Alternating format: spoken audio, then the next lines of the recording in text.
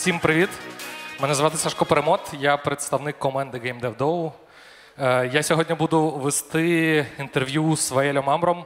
Це CEO Frogwares, одна з найбільших і найуспішніших українських геймдев-компаній. Ми будемо розмовляти про те, як створюються AA-ігри в Україні і чому Україна гарно підходить для створення цих ігор. Please sit. Thank you. Дякую.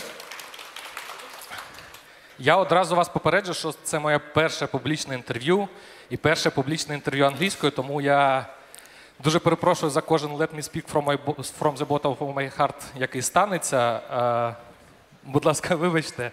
А ще я підозрюю, що більшість з вас дивились колись туторіали індусів, тому не треба, будь ласка, жалітися на мою промову. So, we can start now? Okay, nice to have you. Thank you. I know a lot about you because it's my job. I know you were a firefighter in the French military. I know you really love Ukraine and a big friend of Ukraine, but not all the people in this room know who are you. So tell us a little bit more about who is Wael Amr. I think I will just talk about the Frogwares part. So I started Frogwares 25 years ago, in 2000, and we've been working on the AA since from the start. I think we shipped something like 20 or 25 games, and we are probably one of the only game publisher, publishing our own titles on all platforms. With, I would say, this extended life. Yeah, but that's about it. Okay, it was our setup, so we go down in our topic. So, how will you describe AA games in simple terms, and what makes them different from AAA or indie game? So AA games are, first of all, I mean, in terms of audience, that doesn't mean a lot, but in terms of budget and production, that's probably games that are between 1 and 10 millions. I think today the bar is a bit higher. It's probably 15, 20 millions in terms of budget. And from the audience side, what is expected from AA games is games that are a bit innovative, that take risks where AAA cannot take them, that have decent and high quality part of production, not all the games, but certain bits of it. And this is, I would say, a range of games that is really liked by gamers, hardcore, and some of them being casual. Yeah, but what I think it is, generally speaking, I can name in the actuality like Expedition 33 that was released very recently, which is a AA games with a very high success, and I think it's a good contender for our discussion to talk about what is the range of game and what are the challenges and successes that they can meet. Yeah. Thank you. And why do you think AA games important for today's player, and why AA games better for trying new ideas? And it is true that they are trying new ideas?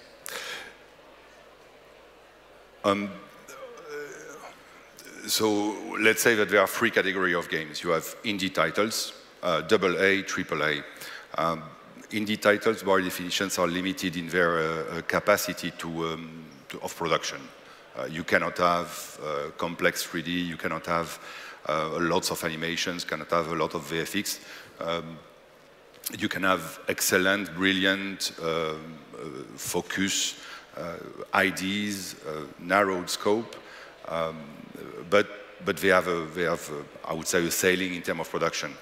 AAA are about risk adverse, huge teams, years and years of development. A few years back, I remember people that I know from the industry in big publishing houses that were saying the cost of the AAA is always skyrocketing. It never ends.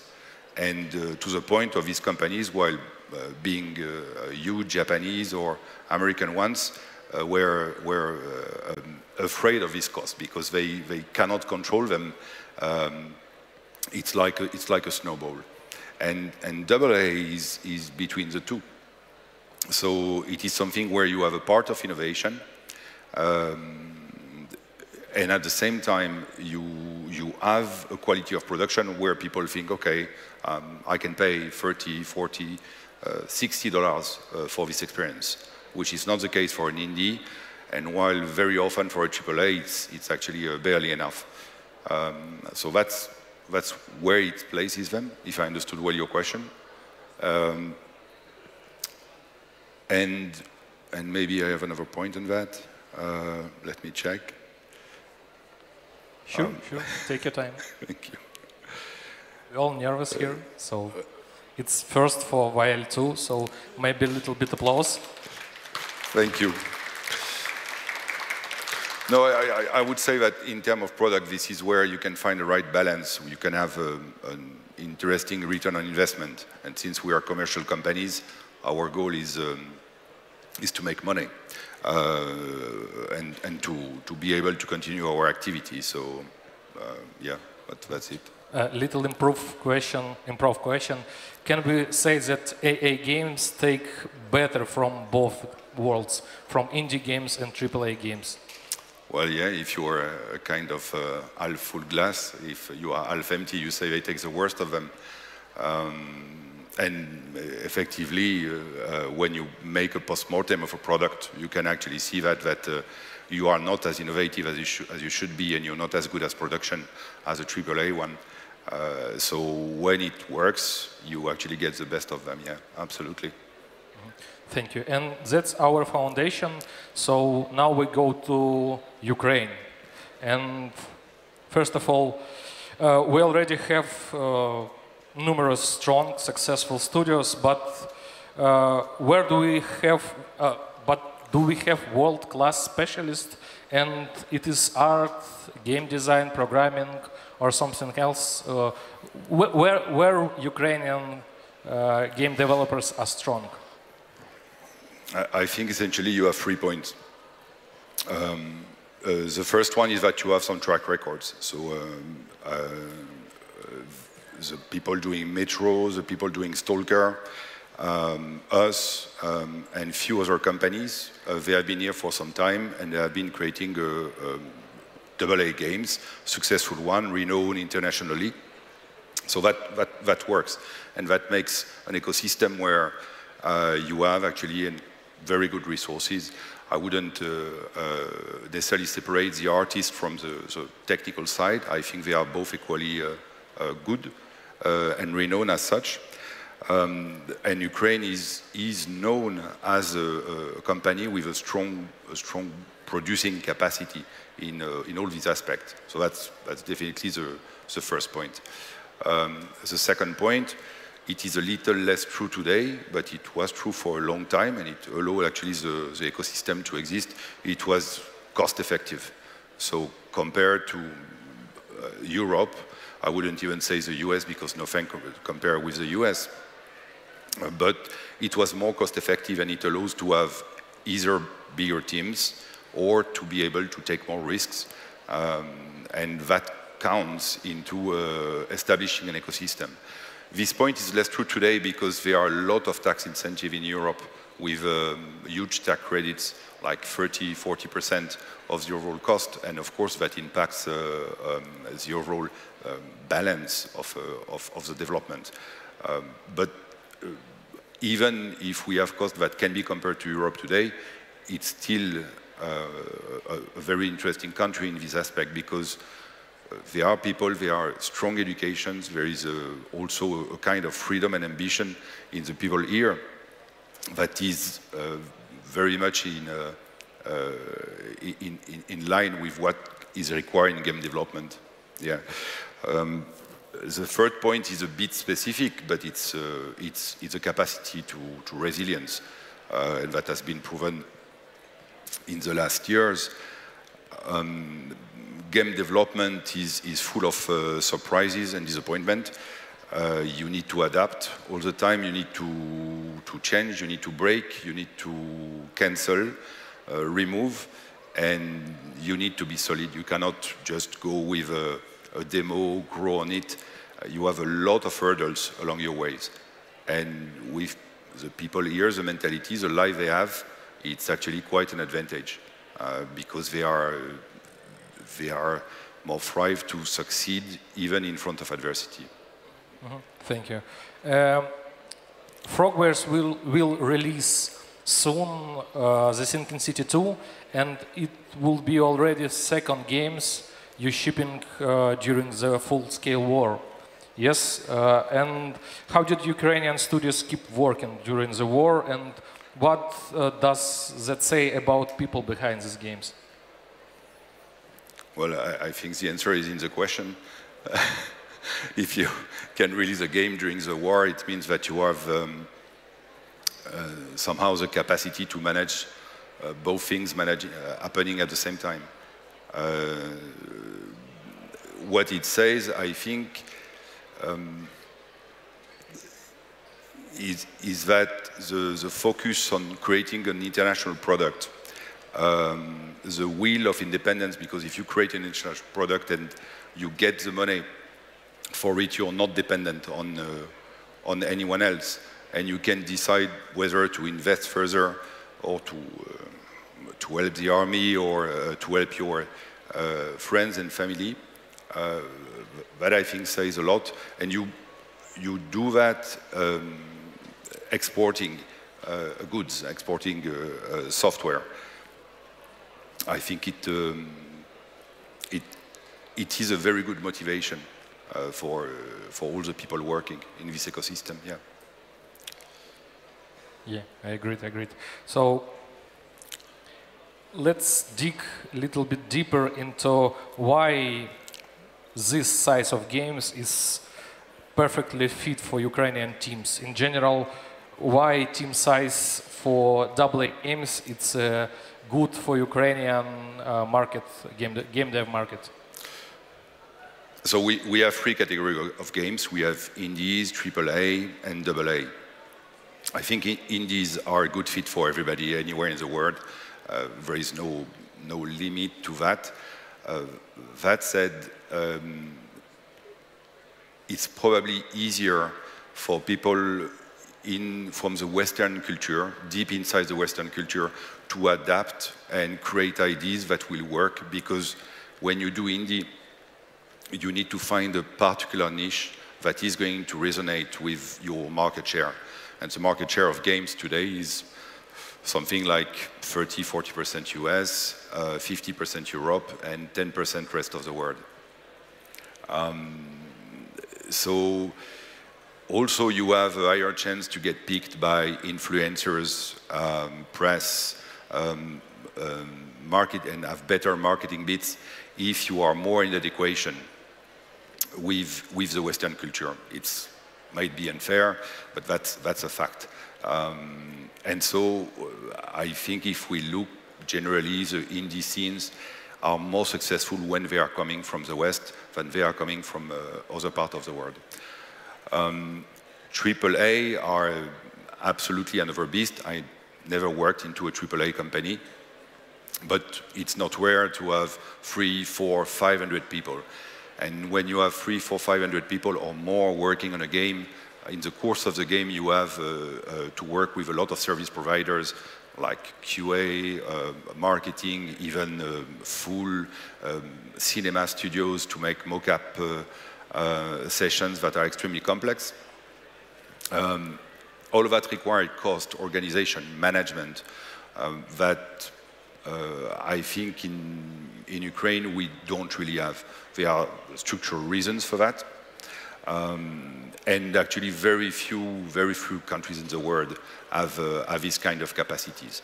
And most of them, they don't have just capacities, they have full ecosystem that have been adapted and developed for decades around that. That's US, Canada, UK, and a bit in France, a bit in Germany, but really not much beyond that. I exclude Korea, South Korea right now, and Japan, because I think they are even harder to relate to. So that leaves us with AA, and you have teams from 20, 70 people, 100, 120, that are their challenge to manage, but where the weight of the management doesn't have to be so big, doesn't have to be so high, and that leaves some free space for the people here to try, fail. It's an absolute necessity. You cannot succeed without failing in game dev. And the cost incurred, the risk that you take, they are, I would say, overall reasonable. I think also that in Ukraine, I was always impressed by the big IT companies, so the soft ones, having thousands of people in their teams, because I could not really easily conceive how it could be applied to our game dev with the number of tasks, dependencies that there are between the technicals and the artistic side, and all the peripherals that gravitate around that. The last point, and it's pretty much in details, in order to have companies that succeed to a certain level, they need temporarily some service providers helping them, whether outsourcing studios, whether people that have dedicated expertise, like in UI or in combat, or different bricks that you would implement in their game. And this ecosystem does not really exist in Ukraine, to my knowledge. If I had to make the comparisons with Poland, the contrast is quite visible, and therefore that leaves the teams pretty much with themselves. And so you need to deliver your final product mostly at 80–90% doing things internally. That's a bit of a limit, but this limit is within the AA category, so that actually works. I have a question about Ukrainian game dev ecosystem, but it will be later. Now I want to ask you this. It's not a secret that today game dev in a tough position, yes? Not just Ukraine, in the whole world. Last couple of years will be really rough. And in Ukraine there is a problem with talent retention and job creation. So I want to know your opinion about how can AA studios help stop brain drain from Ukraine? What do we need to do to stop this?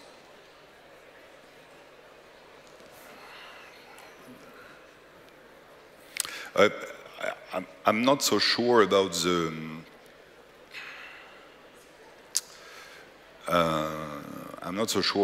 the trouble of the video game industry in general.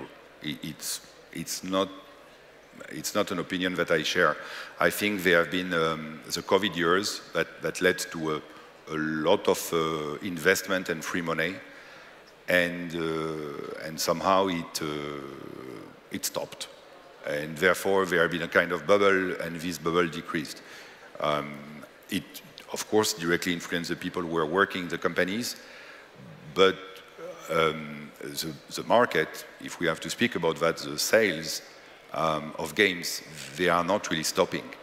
So they do not have the double-digit growth that they used to have, but still they are very good and comfortable. And I personally prefer to be on the game market in 2025 than when we were in 2006 or 2008 or 2012, because the volumes we sell today and we generate today are nothing in comparison to these years. Creating studios, giving the possibility to people to create titles, get experience, release titles, generate profit is what is the base of the business and the base of an ecosystem. I think people will be interested to stay and work in those studios if this ecosystem exists better. And again, it is essentially structural at this point. In the countries where you have large gaming ecosystem, it's because it is encouraged by the state, by the VC, and one thing plus the other leads to that. Essentially, the way that Ukrainian game studios function is a bit a live and let live in terms of general policy with the state relationship, and so it has some structural limits. I would say.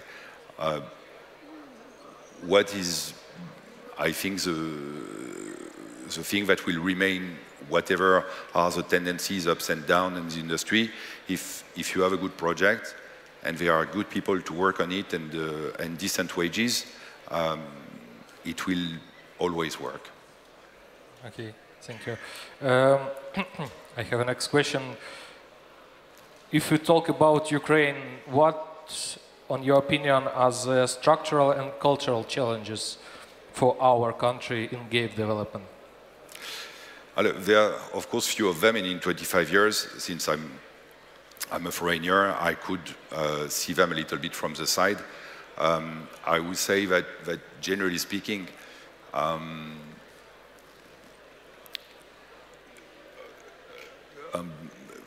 I witnessed some things that were a little bit weird, and I think they have overall one common explanation.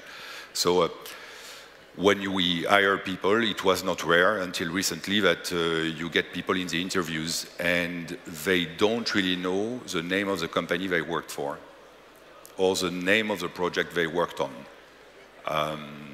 And I don't think that's their fault. There is a bit of a short-termism into this kind of interviews. It's a little bit shocking to see that, but I'm not exactly sure that it's on them. I think it's due to the opacity that the management of the companies like to have, and to a little bit not tell exactly where they are, what they do, how they do it. And that creates a series of a little bit fake or wrong perceptions for the people. We have people that have been working in the game industry 5 or 7 years. They never release a title. And as soon as the game industry is divided, you have the people who release titles, the one who didn't release title. It's definitely not the same experience. And when you have 5 or 7 years of experience, many people consider themselves as seniors. But a senior who never released the title is a bit an oxymoron.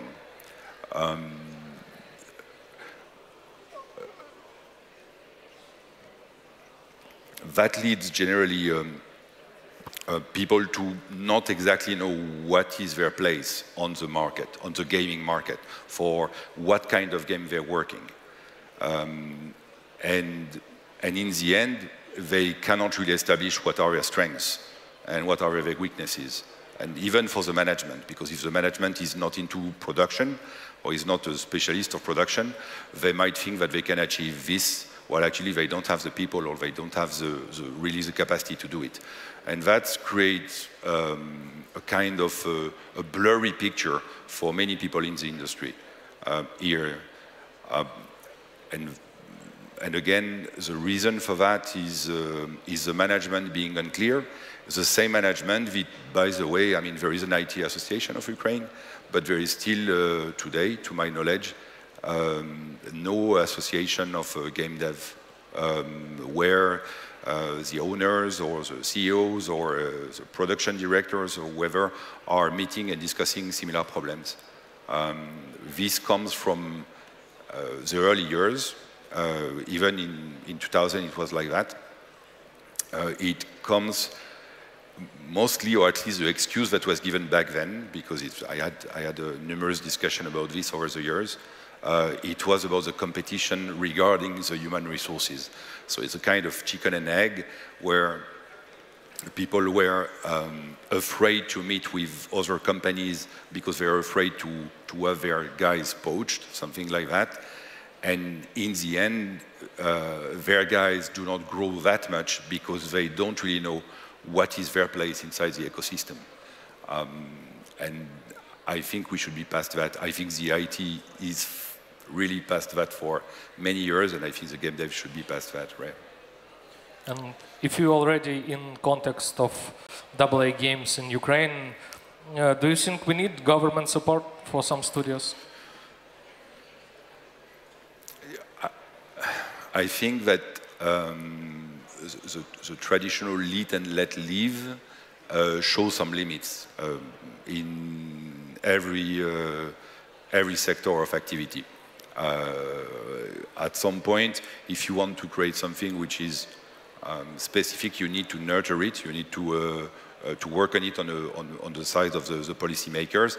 It's not something that you really think about when you're 25 or 30, but later on you see the limits and you see the differences between the country that keeps growing.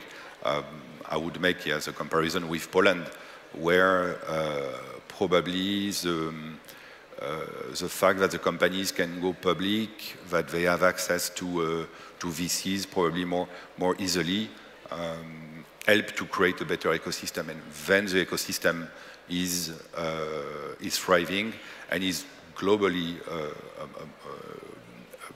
growing. I think it's true for IT here. It's probably less true for game dev. Okay, and we have today a lot of IT companies. And do you think the banks and big tech companies should play a bigger role in Ukrainian game dev? Maybe some kind of accelerator for smaller studios? I'm not sure. What I mean I'm not sure is I really don't know. As far as I know, a lot of the IT companies are whether into seeds and startup or into outsourcing. Games are entertainment, so you need to have a fiber for entertainment and see how it's done. But I would say that today it's never been so easy as doing games. You know, in the gestation of a game, you have the people working, and before 15, 20 years ago, you had two bits that were missing from your ends. That was the engine, the game engine, the game tools, and the commercialization. And today, these two bits, they are freely accessible. Anyone can start making a game with Unreal, and it's free.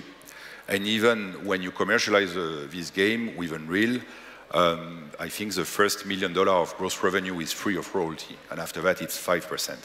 So the engine part, you're covered. And then you have the commercialization. When I started, I remember having to make, like 20 different distribution contracts from US to Hungary with 20 different distributors of CDs and DVDs that were printing CDs, DVDs, selling them, paying you at 60, 90, 180 days if they were paying. It was, in terms of business, far, far more complex. Today, anyone can open any kind of structure and deal directly with Sony, Microsoft, Nintendo, Steam, Epic Game Store, GOG, and you directly have 10 worldwide resellers for your product. So this commercialization part has changed completely in the, I would say, last 7, 8 years. And you just have to make the game which is in the middle. So this is your idea, your talent, your capacity of innovation. So it has never been, I would say, so easy to do. Therefore, you have a critical mass of game with a lot of competition. But it's not because there is competition that you cannot thrive. So I don't know if the IT companies would be interested into supporting that, if they would be interested into having some entertainment department and looking into this. We saw that traditionally coming from the GAFAs or from a media company. Not too much from IT, to my knowledge, but why wouldn't it be an Ukrainian exception? Yeah. Okay, I have only two questions. What about education? What you think universities should do in game dev, and shouldn't they? Education is failing without consequences, so it's great. Again, in our early years, we were hiring programmers who didn't finish the institute, for example, or didn't finish their course, and they were working at the same time when they were studying. I would not do that today. I think it's better that people finish their studies and they acquire a more legitimate and better base of working and a critical sense into what we're doing. Education plays a great role. There are a lot of gaming academies or gaming schools that happened in the last 10 years, I think, in Europe, so it's not that old.